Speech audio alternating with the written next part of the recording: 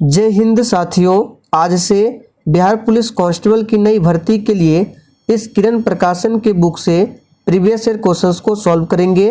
देखिए, इस बुक में 2010 से लेकर 2022 तक में बिहार पुलिस और बिहार एक्साइज कांस्टेबल में जितने भी प्रश्न पूछे गए हैं सभी प्रश्नों का विस्तृत व्याख्या सहित इस बुक में दिया गया है। तो एक तरह से ये बिहार पुलिस के लिए क्वेश्चन बैंक है। और देखिए, इस बुक की बात करें तो इस बुक में सबसे पहले करंट अफेयर्स के कुछ मोस्ट इम्पोर्टेंट प्रश्नों को दिया गया है जो इस बार बिहार पुलिस के एग्जाम में पूछा जा सकता है। केंद्रीय बजट 2023-24 के बारे में भी दिया गया है। और इस बुक में मॉडल सेट की बात करें तो टोटल 18 मॉडल सेट इस बुक में दिया हुआ है। और यहाँ पे नीचे देख सकते हैं इस बुक में करंट अफेयर्स को बहुत ही अच्छे तरीके से दिया हुआ है। और चलिए आपको कुछ मॉडल सेट दिखा देते हैं इस बुक में किस तरह से प्रश्नों को रखा गया है। तो यहाँ पर देख सकते हैं ये बिहार पुलिस 2010 का पेपर है और इसमें सभी सब्जेक्ट अलग अलग है। जैसे कि यहाँ पे हिंदी का दिया हुआ है, नीचे देख सकते हैं अंग्रेजी के प्रश्न है, सामाजिक अध्ययन है, सामाजिक विज्ञान आपको नीचे मिलेगा। सभी सब्जेक्ट को अलग अलग किया गया है। और दोस्तों, इस बुक की खासियत यह है इसमें प्रत्येक प्रश्नों के उत्तर के साथ साथ कुछ न कुछ एक्स्ट्रा फैक्ट को भी दिया गया है जो कि आपके रिवीजन के लिए बहुत ही अच्छी चीज़ है। जैसे कि यहाँ पे आप लोग देख सकते हैं प्रश्न 1 में दिया हुआ है बेकिंग सोडा क्या है। तो आप सभी जानते हैं बेकिंग सोडा है सोडियम बाइकार्बोनेट। चलिए देख लेते हैं किस प्रकार से एक्सप्लेन किया गया है। तो सबसे पहले यहाँ पे आंसर दिया हुआ है 1 का 4 और यहाँ पे देखिए एक्सप्लेन किया गया है बेकिंग सोडा का रासायनिक नाम क्या है तो सोडियम बाइकार्बोनेट। और यहाँ पे कुछ न कुछ एक्स्ट्रा फैक्ट को दिया हुआ है। तो ये बुक आपके एग्जाम के लिए बहुत ही शानदार और बेहतरीन बुक है। ज़्यादा प्राइस भी नहीं है। ये बुक अमेजॉन, फ्लिपकार्ट दोनों पर उपलब्ध है। तो आप लोग इस बुक को परचेज कर सकते हैं। इस बुक का लिंक आपको इसी वीडियो के नीचे डिस्क्रिप्शन बॉक्स में मिल जाएगा। तो चलिए फटाफट से आप सभी लाइव में जुड़ जाइए। आज इस बुक से प्रैक्टिस सेट नंबर 1 को कवर करेंगे। तो चलिए फर्स्ट क्वेश्चन आपके सामने है, महान शहीद भगत सिंह, सुखदेव और राजगुरु को जब फांसी दी गई तब भारत का वायसराय कौन था। बहुत ही बेहतरीन प्रश्न है। चलिए आप सभी आंसर बताइए। और देखिए, आंसर करने के लिए आप लोगों को नीचे लाइव चैट का ऑप्शन मिल रहा है। तो प्रत्येक स्टूडेंट को आंसर करना है जिससे आपका प्रॉपर तरीके से रिवीजन भी होगा। तो यहाँ पर पहले प्रश्न का आंसर क्या होगा। तो जो भी बच्चे लाइव चैट में ऑप्शन बी को बता रहे हैं उनका बिल्कुल सही जवाब है लॉर्ड इरविन उस समय भारत का वायसराय था। अब देखिए, एग्जाम में पूछा जा सकता है कि इन तीनों को फांसी कब दिया गया था। तो डेट याद रखिएगा 23 मार्च 1931 को इन तीनों को फांसी दिया गया। किस केस में दिया गया था तो लाहौर केस षड्यंत्र में, याद रखिएगा। और इन्होंने क्या किया था तो पुलिस अधिकारी सॉन्डर्स की हत्या के आरोप में इनको फांसी दिया गया था। सभी को ध्यान रखेंगे। लॉर्ड कर्जन की बात करें तो 1905 में इसके शासनकाल में क्या हुआ था बंगाल का विभाजन। और लॉर्ड चैम्सफोर्ड के काल में 1919 में क्या हुआ था जालियांवाला बाग हत्याकांड। आइए दूसरा प्रश्न है, ब्रह्म समाज का संस्थापक कौन था। और देखिए, आपको जितने भी एक्स्ट्रा फैक्ट को बताएंगे आपको ध्यानपूर्वक सुनना है। एग्जाम में प्रश्न बनता है और साथ में आपका रिवीजन भी होगा। तो ब्रह्म समाज का संस्थापक कौन था। यहाँ पर जो भी बच्चे ऑप्शन डी को बता रहे हैं उनका बिल्कुल सही जवाब है राजा राम मोहन राय। राजा राम मोहन राय ने 1828 में ब्रह्म समाज की स्थापना की थी और 1815 में इन्होंने आत्मीय सभा की स्थापना की थी। अब देखिए, प्रश्न बन सकता है कि राजा राम मोहन राय को राजा की उपाधि किसने दिया था। तो याद रखिएगा अकबर द्वितीय ने। दयानंद सरस्वती की बात करें तो इन्होंने वेदों की ओर लौटो का नारा दिया था। तीसरा प्रश्न है, गौतम बुद्ध कहाँ पैदा हुए थे। चलिए आप सभी तीसरे प्रश्न के लिए आंसर बताएंगे। ये सभी प्रश्न ऑलरेडी बिहार पुलिस में पूछा जा चुका है। तो यहाँ पे तीसरे प्रश्न का आंसर क्या होगा, गौतम बुद्ध का जन्म हुआ था लुम्बिनी में। तो यहाँ पे बी ऑप्शन जो भी बच्चे दिए हैं बिल्कुल सही जवाब है। अब बात करते हैं इनका जन्म कब हुआ था। तो याद रखिएगा 563 ईसा पूर्व में इनका जन्म होता है और इनका महापरिनिर्वाण जिसको मृत्यु भी कहा जाता है तो 483 ईसा पूर्व में गौतम बुद्ध की मृत्यु होती है। इनके पिता का नाम क्या था? तो याद रखिएगा शुद्धोदन। गौतम बुद्ध के बचपन का नाम पूछा जाता है तो सिद्धार्थ। इन्होंने प्रथम उपदेश कहाँ दिया था? सारनाथ में। बुद्ध चरित का लेखक कौन था? चलिए आंसर बताइए फटाफट से। बुद्ध चरित का लेखक कौन था? तो यहाँ पर चौथे प्रश्न का आंसर जो भी बच्चे ऑप्शन बी बता रहे हैं उनका बिल्कुल सही जवाब है अश्वघोष। देखिए बुद्ध चरित को बौद्ध धर्म का रामायण माना जाता है और अश्वघोष को बौद्ध धर्म का वाल्मीकि कहा जाता है। एक पुस्तक याद रखिएगा महाविभास सूत्र, यहाँ पे लिख देते हैं, काफ़ी ज़्यादा इम्पोर्टेंट है। महाविभास सूत्र, इस पुस्तक को किसने लिखा है? तो याद कर लीजिए, इस पुस्तक को लिखा है वसुमित्र ने, जो कि सी ऑप्शन में दिया हुआ है। आगे देखिए, अब देखिए यहाँ पे दिया हुआ है बिहार पुलिस 2023 के लिए क्लास टाइमिंग। तो जितने भी स्टूडेंट चैनल पर पहली बार आए हैं उनको थोड़ा सा बता देते हैं। तो देखिए, अगर आप लोग special topic wise GK GS या फिर करंट अफेयर्स की क्लास करना चाहते हैं तो आप लोग शाम 7:30 बजे की क्लास को देख सकते हैं और ये क्लास आपको मेरे दूसरे चैनल पर मिलेगा। उस चैनल का लिंक इसी वीडियो के नीचे डिस्क्रिप्शन बॉक्स में दिया हुआ है। रात 8 बजे की क्लास में जीके जीएस और हिंदी व्याकरण के मिक्स प्रश्नों का प्रैक्टिस सेट चलता है। रात 8:30 बजे में सब्जेक्ट वाइज प्रैक्टिस सेट चलता है और बहुत ही जल्द लुसेंट बुक से, जो नीली वाली लुसेंट बुक है, उससे थ्योरी क्लास स्टार्ट किया जाएगा, जिसमें आपका पूरा लुसेंट समाप्त किया जाएगा। मैथ्स क्लास भी बहुत ही जल्द स्टार्ट होगा। और देखिए सभी क्लास के पीडीएफ और जितने भी इम्पोर्टेंट नोट्स है टेलीग्राम पर उपलब्ध है बिल्कुल फ्री में। टेलीग्राम का लिंक भी इसी वीडियो के नीचे डिस्क्रिप्शन बॉक्स में दिया हुआ है। और यहाँ पे इस पेज में मैंने अपने विचारों को लिखा है, तो अगर आपके पास थोड़ा भी समय है तो आप लोग इसका स्क्रीनशॉट लेकर इसको ज़रूर पढ़ लीजिए। आगे देखिए, सिंधु घाटी के निवासियों को किस धातु का ज्ञान प्राप्त नहीं था? चलिए 5 के लिए आंसर बताएंगे फटाफट से। तो यहाँ पर जो भी बच्चे ऑप्शन सी बता रहे हैं बिल्कुल सही जवाब है। सिंधु घाटी सभ्यता के निवासियों को लोहा धातु का ज्ञान प्राप्त नहीं था। लोहा का जो प्रयोग है पहली बार कब हुआ था? तो उत्तर वैदिक काल में। ध्यान रखेंगे। चांदी का प्रयोग पूछा जाता है, तो चांदी का प्रयोग भारत में सबसे पहले हड़प्पा वासी ने किया था। और तांबा जो है मानव द्वारा प्रयोग किया गया प्रथम धातु। तो सभी को ध्यान रखना है, तांबा, चांदी, सोना, लोहा। आगे देखिए, दिल्ली के किस सुल्तान ने घोड़ों को दागने की प्रथा आरंभ की थी? तो यहाँ पर छठे प्रश्न का आंसर क्या हो जाएगा?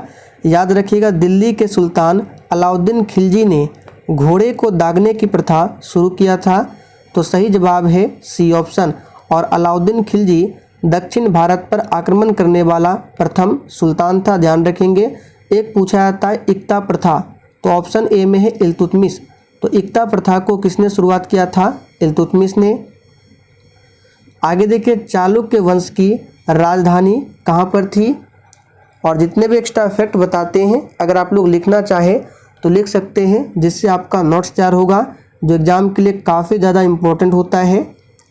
तो चालुक्य वंश की राजधानी कहाँ पर थी? वातापी। ए ऑप्शन जो भी बच्चे दिए हैं बिल्कुल सही जवाब है। और पूछा जाता है राष्ट्रकूट वंश की राजधानी, तो सी ऑप्शन में है मान्यखेत। ये राष्ट्रकूट वंश की राजधानी थी। कांची किसकी राजधानी थी? तो पल्लव वंश की राजधानी थी कांची। और कन्नौज क्या है? तो हर्षवर्धन ने अपनी राजधानी बनाया था कन्नौज को। आगे देखिए, प्राचीन भारत में निम्नलिखित में से किस शासक ने जैन धर्म स्वीकार कर संन्यास ले लिया था? देखिए, मेरा पूरा प्रयास रहेगा प्रत्येक प्रश्नों में जितने भी ऑप्शन है सभी ऑप्शंस को डिस्कशन करने का। तो यहाँ पे 8वें प्रश्न का आंसर क्या होगा? प्राचीन भारत में निम्नलिखित में से किस शासक ने जैन धर्म स्वीकार कर संन्यास लिया था? तो सही जवाब है बी ऑप्शन, चंद्रगुप्त मौर्य ने। याद रखेंगे। आगे देखिए, निम्नलिखित में से कौन सा एक सुमेलित नहीं है? तो ध्यानपूर्वक सभी ऑप्शन को पढ़ते हैं।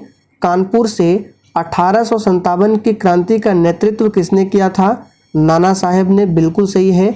झांसी से लक्ष्मीबाई ने, ये भी सही है। ग्वालियर से तात्या टोपे ने, ये भी सही है। लेकिन वीर कुंवर सिंह ने इलाहाबाद से नहीं किया था। वीर कुंवर सिंह ने कहाँ से किया था? बिहार से। और इलाहाबाद से किसने किया था? तो इलाहाबाद से किया था लियाकत अली ने। सभी को ध्यान रखेंगे। आगे देखिए, ड्रेकेंसबर्ग किस देश का एक प्रसिद्ध पर्वत है? चलिए 10 के लिए आंसर बताइए फटाफट से। ड्रेकेंसबर्ग किस देश का एक प्रसिद्ध पर्वत है? तो याद रखिएगा यहाँ पे सही जवाब है दक्षिणी अफ्रीकी संघ का। डी ऑप्शन जो ही बच्चे दिए हैं बिल्कुल सही जवाब है। और ड्रेकेंसबर्ग जो पर्वत है ये दक्षिण पूर्वी अफ्रीका में स्थित है। आगे देखिए, अधिकतर भारतीय किस समूह से है? चलिए आंसर बताइए फटाफट से। और देखिए, अगर आपको सेशन थोड़ा भी पसंद आ रहा है तो आप सभी सेशन को दिल से एक बार ज़रूर लाइक कर दें। तो अधिकतर भारतीय किस समूह से है? तो इसका सही जवाब है काकेशियन। यहाँ पर ए ऑप्शन आपका सही जवाब है। आगे देखिए, कर्क रेखा और मकर रेखा के बीच के क्षेत्र को क्या कहते हैं? देखिए, जैसे ये है हमारा अर्थ, ऊपर 23.5 डिग्री नॉर्थ में कर्क रेखा है, 23.5 डिग्री साउथ में क्या है? तो ये मकर रेखा है। और बीच में क्या है? तो इक्वेटर यानी भूमध्य रेखा है। तो इसके बीच का जो ये क्षेत्र है इसको क्या कहा जाता है? यही पूछा जा रहा है। तो याद रखिएगा, इसके बीच के क्षेत्र को कहते हैं उष्णकटिबंध। तो यहाँ पे सी ऑप्शन जो ही बच्चे दिए हैं बिल्कुल सही जवाब है। समुद्री तट के सहारे कोहरे के निर्माण का कारण क्या है?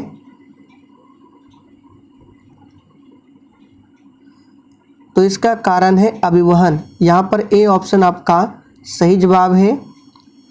आगे देखिए, हिमालय पर्वतमाला में उत्तर से दक्षिण की ओर जाते हुए पर्वत दर्रे का सही अनुक्रम कौन सा है?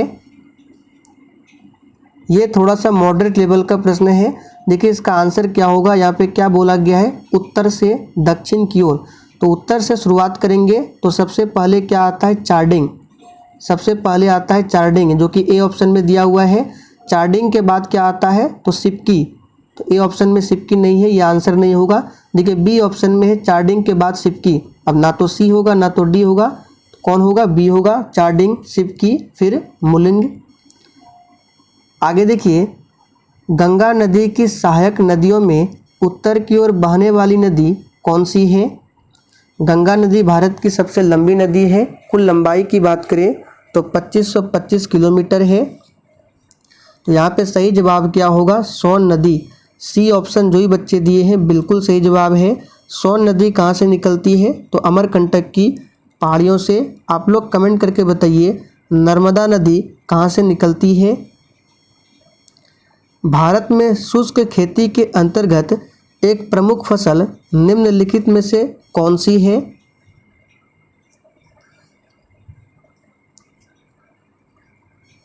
तो यहाँ पे आंसर क्या हो जाएगा? शुष्क फसल में बताना है इन चारों ऑप्शन में से बाजरा है।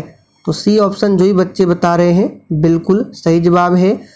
गन्ना का सबसे अधिक उत्पादन कहाँ होता है? याद रखिएगा उत्तर प्रदेश में। जूट का पूछा जाता है पश्चिम बंगाल में। आगे देखिए, निम्नलिखित नदी समूहों में से किस समूह की नदियों का उद्गम मानसरोवर झील के निकट है? बिल्कुल टॉप लेवल का प्रश्न है। और देखिए आप सभी डेली क्लास अटेंड कीजिए। 20 तारीख से यानी 20 जून से बिहार पुलिस का फॉर्म भराना स्टार्ट हो जाएगा। तो यहाँ पे आंसर क्या हो जाएगा? तो किस समूह की नदियों का उद्गम मानसरोवर झील के निकट है? इसका सही जवाब है ब्रह्मपुत्रा, सतलज और सिंधु। आगे देखिए, उत्तर से दक्षिण की ओर जाते हुए नीचे दी हुई पर्वत श्रेणियों का कौन सा अनुक्रम सही है? तो अभी हमने थोड़ी देर पहले देखा था दर्रों का अनुक्रम बताना था उत्तर से दक्षिण की ओर, लेकिन यहाँ पे पर्वत श्रेणियों को बताना है तो उत्तर से दक्षिण। तो सबसे पहले ऑप्शन के हिसाब से उत्तर में क्या हो जाएगा? तो सबसे पहले उत्तर में हो जाएगा सोन पर्वत श्रेणी, याद रखिएगा। उसके बाद क्या होगा? कैमूर। तो डी ऑप्शन में भी है और सी में भी है। तो सोन के बाद कैमूर, देखिए सी ऑप्शन में दिया हुआ है सोन पर्वत। कैमूर, फिर रामगढ़। तो आंसर जो होगा सी होगा। भारत का देशांतरीय विस्तार कितना है? और देखिए दोस्तों, इस प्रैक्टिस सेट में आपके जितने भी प्रश्न सही होंगे आपको सेशन के लास्ट में कमेंट करके ज़रूर बताना है। मैं सभी के स्कोर को चेक करूंगा। तो भारत का देशांतरीय विस्तार कितना है? 68 डिग्री 7 मिनट पूर्व से 97 डिग्री 25 मिनट पूर्व तक। तो देखिए बी ऑप्शन में दिया हुआ है। आगे देखिए, लक्षद्वीप समूह में प्रवाल द्वीपों की संख्या कितनी है?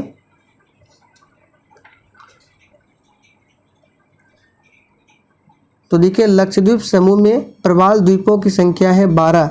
यहाँ पे सही जवाब है सी ऑप्शन। लक्षद्वीप कहाँ पर स्थित है? तो जैसे कि ये भारत का नीचे साइड का मैप है, तो यहाँ पे देखिए बंगाल की खाड़ी, अरब सागर, तो यहाँ पे लक्षद्वीप है और यहाँ पे क्या है? अंडमान निकोबार। और लक्षद्वीप की राजधानी कहाँ पर है? कवरत्ती है। और लक्षद्वीप समूह में कुल कितने द्वीप है? तो 36 द्वीप है और प्रवाल द्वीपों की संख्या है 12। ध्यान रखेंगे। अगला प्रश्न है, निम्नलिखित में से कौन सी नदी अरावली पर्वतमाला से निकलती है? चलिए आंसर कीजिए फटाफट से। देखिए, अरावली पर्वतमाला ये सबसे प्राचीन पर्वतमाला है। तो अरावली पर्वतमाला से कौन सी नदी निकलती है? लूनी नदी। यहाँ पे सी ऑप्शन आपका सही जवाब है। देखिए, लूनी नदी ये नमकीन नदी है और ये कच्छ के रण में विलीन हो जाती है। आगे देखिए, निम्नलिखित में से किसे आधुनिक मनु कहा जाता है? चलिए आंसर बताइए फटाफट से। आधुनिक मनु बताना है। तो यहाँ पे 22 का आंसर है। डॉक्टर भीमराव अंबेडकर को आधुनिक मनु कहा जाता है। देखिए, मनु कौन थे? तो मनु भारत में विधि विधान के प्रथम ज्ञाता थे। तो आधुनिक मनु डॉक्टर भीमराव अंबेडकर को माना जाता है। हमारे देश में किसी राज्य की कार्यपालिका शक्ति का प्रधान कौन होता है? तो किसी राज्य की राज्यपालिका शक्ति का प्रधान कौन होगा? तो राज्यपाल होगा। सही जवाब है सी ऑप्शन। राज्यपाल की नियुक्ति कौन करता है? तो राष्ट्रपति करते हैं।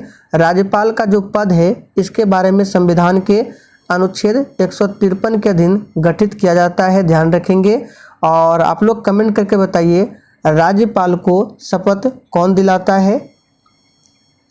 हमारे संविधान के भाग 3 में उपबंधित धर्म की स्वतंत्रता का अधिकार अभिव्यक्ति किस प्रकार की है? तो ये किस प्रकार की है? याद रखिएगा, नकारात्मक है और सकारात्मक दोनों प्रकार की है। तो सही जवाब है सी ऑप्शन। और धर्म से संबंधित यानी धर्म की स्वतंत्रता से संबंधित आर्टिकल कौन कौन से हैं? तो 25 से लेकर 28। ध्यान रखेंगे। आगे देखिए, भारत में नागरिकता संबंधी विधान बनाने का प्राधिकार किसके पास है? तो ये बहुत ही सिंपल है। ये किसके पास है? संसद के पास है। यहाँ पे ए ऑप्शन आपका सही जवाब है। आगे देखिए, हमारे संविधान के किस अनुच्छेद में पर्यावरण का संरक्षण तथा संवर्धन उपबंधित है?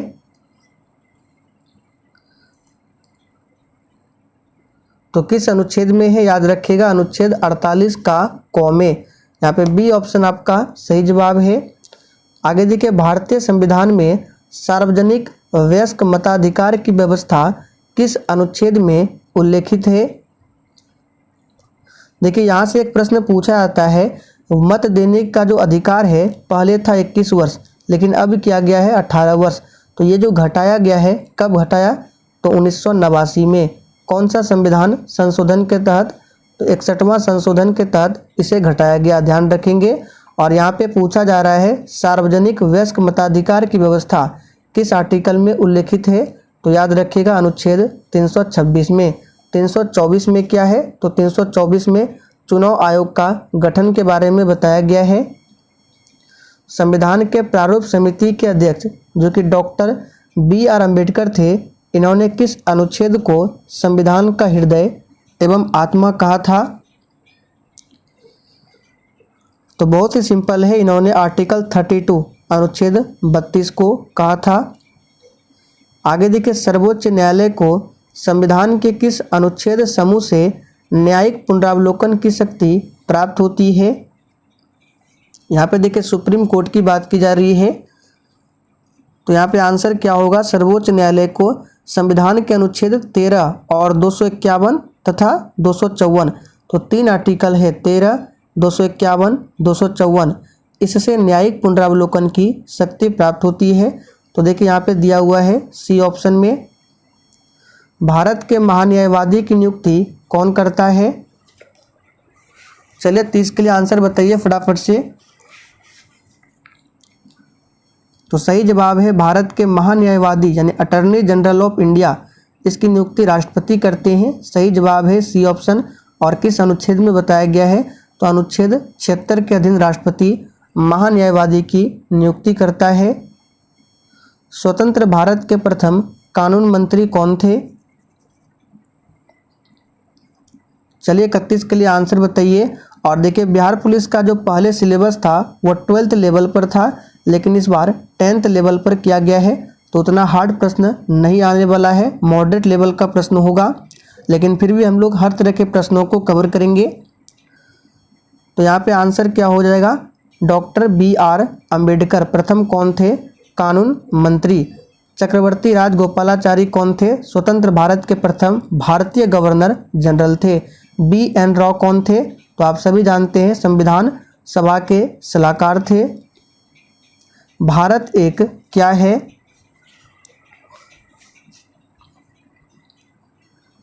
तो दोस्तों भारत एक क्या है आप सभी जानते हैं, ये भारत क्या है? राज्यों का संघ। सी ऑप्शन सही जवाब है। अनुच्छेद 1 में कहा गया है।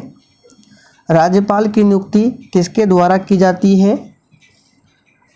तो अभी हमने आपको एक्स्ट्रा फैक्ट में बताया, राज्यपाल की नियुक्ति जो है राष्ट्रपति करते हैं, और राज्यपाल बनने के लिए उम्र सीमा 35 वर्ष है। भारत के केंद्रीय मंत्रिपरिषद किसके प्रति उत्तरदायी है? तो यहाँ पे सही जवाब है भारत में केंद्रीय मंत्रिपरिषद लोकसभा के प्रति उत्तरदायी है। सही जवाब है ए ऑप्शन। भारत के राष्ट्रपति का कार्यकाल कितने वर्ष का है? तो दोस्तों भारत के राष्ट्रपति का कार्यकाल कितने वर्षों का है? यहाँ पे सही जवाब क्या होगा? ऑप्शन सी 5 वर्षों का। ध्यान रखेंगे।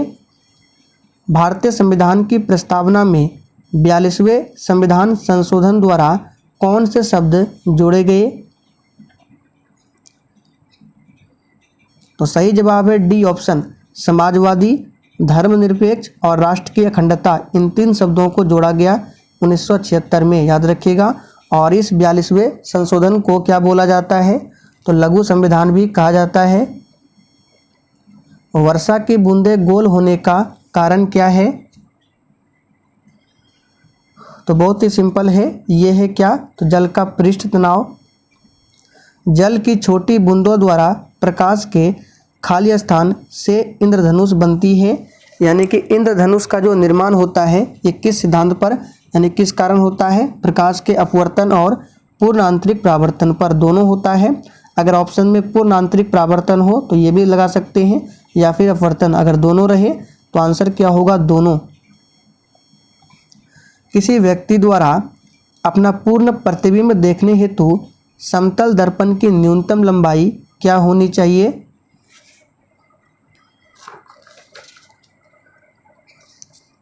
तो यहाँ पे सही जवाब क्या होगा? याद रखिएगा, व्यक्ति की लंबाई की आधी होनी चाहिए। तो सी ऑप्शन जो ही बच्चे दिए हैं बिल्कुल सही जवाब है। देखिए समतल दर्पण में किसी वस्तु का प्रतिबिंब दर्पण के पीछे उतना ही दूरी पर बनता है जितना दूरी पर वस्तु जो है दर्पण के सामने रखी होती है। आप लोगों ने 10th क्लास में पढ़ा होगा। और समतल दर्पण की बात करें तो समतल दर्पण का प्रतिबिंब जो होता है काल्पनिक होता है, वस्तु के बराबर एवं पार्श्विक रूप से उल्टा होता है। आखिरी प्रश्न है, स्वतंत्र रूप से गिरने वाली वस्तु द्वारा तय की गई दूरी किसके अनुक्रमानुपाती होती है?